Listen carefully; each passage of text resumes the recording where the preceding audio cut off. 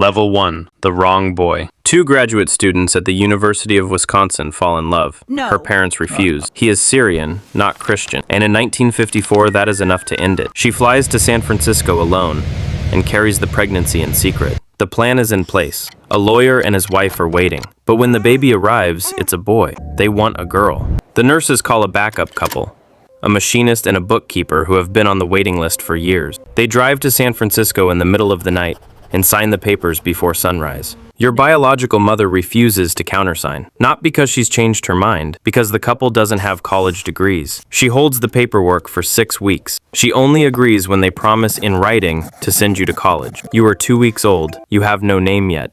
The machinist calls you Stephen. You will not find out about any of this until you are 27. You don't know yet that you were almost someone else's story. Level 2. The Floor. You are 17. Reed College in Portland, Oregon. The most expensive school your adoptive parents cannot afford. They are spending their life savings on a semester you won't finish. After 6 months, you walk into the administration office and quit. You don't go home. You stay on campus for 18 more months, sleeping on the floors of your friends' dorm rooms. You collect Coke bottles for the 5-cent deposit. On Sundays, you walk 7 miles to the Hare Krishna temple for the free meal. It is the only hot food you can count on. You sit in on whatever class interests you that week. 1 week it's calligraphy, serifs, kerning, the invisible geometry that makes letters beautiful on a page. There is no practical use for any of this. You are homeless, eating temple food, studying the art of letters that died with the monks who invented them. You won't understand what it was for until the Macintosh needs a typeface. You don't need to understand yet. Level 3.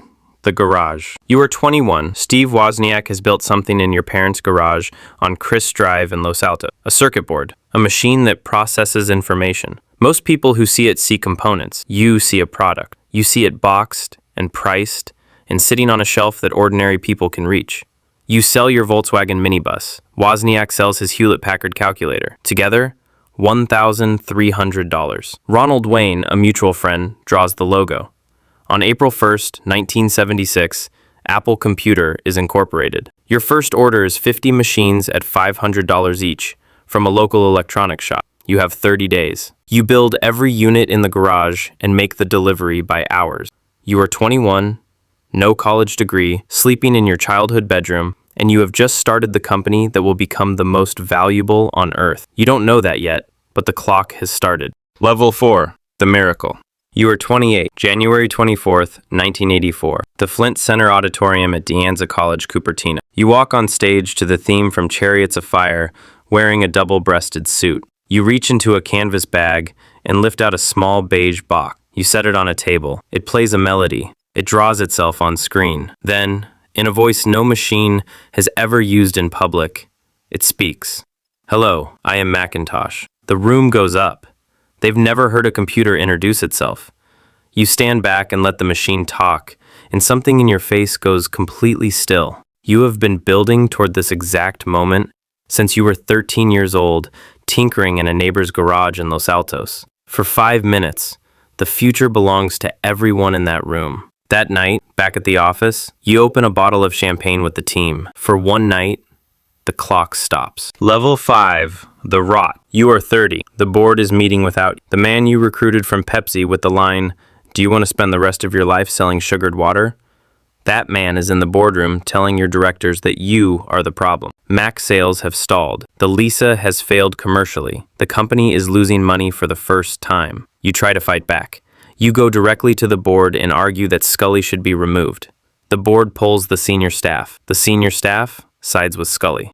On April 11th, 1985, the board strips you of your operational role and removes you from the Macintosh division. They keep you as chairman in name only and move you into an office with no team, no product, and no purpose. You call it Siberia. Someone like you cannot sit in Siberia. On September 16th, 1985, you resign from the company you built from a garage. You are 30 years old, and you have just been expelled from your own house. Level 6. The Exile. You are 30, and you have $70 million and nothing to build. The house in Woodside has too many rooms. You cry. People from that period describe a darkness in you they had not seen before. The man who could persuade anyone, who had sold the future to rooms full of skeptics, couldn't sell himself a reason to get out of bed. You don't stay down long. You take 11 Apple employees with you and start Next, a computer platform for higher education. Then you buy a small computer graphics division from George Lucas for $10 million.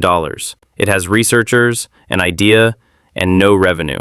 You rename it Pixar. Your closest colleagues think you're throwing good money after bad. You spend the next decade burning through your own fortune. Next hardware never breaks through. Pixar bleeds for 9 straight years. But you are still here. Still building. Stopping is not in you. Level 7. The Comeback. You are 40. November 22nd, 1995. A film opens in theaters. The first feature film made entirely inside a computer.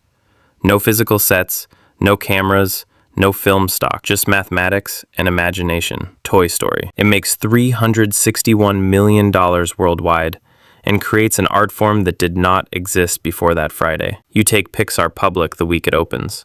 Your 80% stake makes you a billionaire overnight. Apple, meanwhile, is collapsing. Market share has fallen to 4%. 3 CEOs in 10 years. The company has 90 days of cash left. In December 1996, Apple buys Next for $429 million, and they take you back with it. You are 41. The man they threw out at 30 is walking back in through the front door, and the company has no choice but to hold it open. Level 8, the resurrection. You are 42. Apple has 90 days before the lights go out. You start cutting. You cancel 70% of the product line. You fire the marketing agency and brief a replacement. The campaign they make costs almost nothing and reframes everything. Think different. Black and white portraits of Einstein, Gandhi, Picasso, Bob Dylan.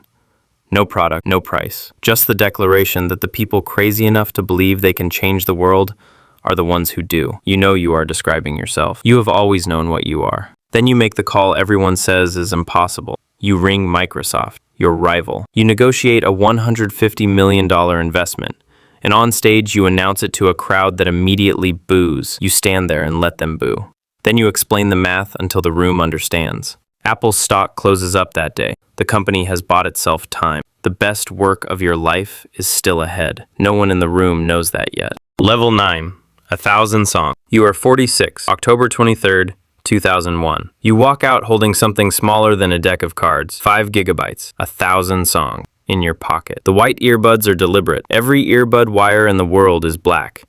You made these white so you could spot an iPod from across the street, so the product would advertise itself just by being carried. Within 5 years, you have sold 100 million of them. The music industry is living inside your device. The phone companies don't know it yet, but they're next. 2 floors above the iPod team, a second group is already working on what comes after. Level 10, the shadow. You are 48. The scan is wrong. A tumor on your pancreas, a rare, slow-growing type that is operable. Your surgeon tells you this is the best-case version of a bad diagnosis. Surgery is available. Surgery will very likely work. You say no. For 9 months, you refuse the operation and try dietary treatments, acupuncture, other pads. You tell almost no one. Your doctor watches the window close in real time. When you finally agree to surgery in July 2004, the cancer is spread beyond the pancreas. You tell your senior staff in a private meeting, and then you email every Apple employee. You write that you expect a full recovery. You probably believe this when you write it. The shadow does not leave the scan. You start building faster. Level 11, the monument. You are 52, January 9th, 2007, Moscone Center, San Francisco. You tell a room of 4,000 people that Apple is introducing 3 new products today. A widescreen iPod with touch controls, a revolutionary mobile phone, a breakthrough internet communicator. You pause between each one. Let them sit with it. Then you close the gap. These are not 3 separate devices. This is one device, and we are calling it iPhone. The room takes a second to process. Then it erupts. Within 4 years, every phone manufacturer on Earth is building a touchscreen. The internet leaves the desk and enters the pocket and never goes back. You walk off stage into the dark wing. The lights have been doing some work to hide what the cameras closest to you are starting to notice. Level 12, the thinning. You are 54. The people who watch the keynotes closely have been watching more than the products. The suits hang differently. The face is sharper. The wrists are thinner. You take 3 medical leaves of absence between 2009 and 2011. Each announcement drops Apple's stock. You have become so central to this company that your body is now a publicly traded variable. In the meetings, you still run harder than anyone in the building. The iPhone 4 ships.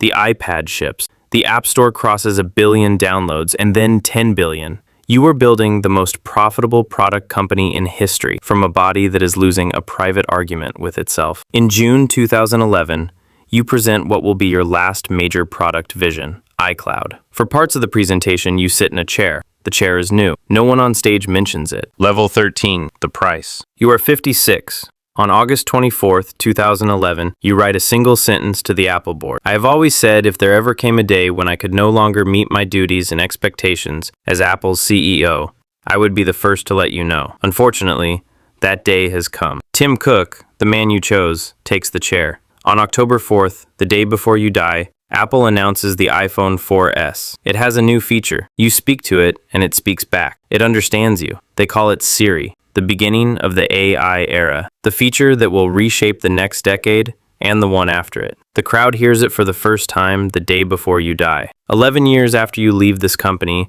it becomes the first on Earth worth $3 trillion. The garage on Chris Drive in Los Altos still stands. There's a historical marker on it now. You were born the wrong sex to the wrong couple and given away twice before you had a name. And now, you are history.